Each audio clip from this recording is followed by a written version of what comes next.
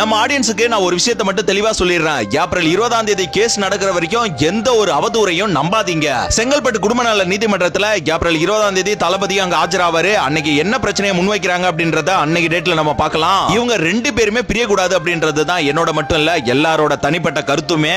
ஏன்னா பல ஹீரோயின் கூட தெரியல. ஆனா இந்த டிவோர்ஸ் நியூஸை கேட்டதுல இருந்து உண்மையிலே ரொம்ப கஷ்டமாவும் இருக்கு, ரொம்ப வருத்தமாவும் இருக்குங்க.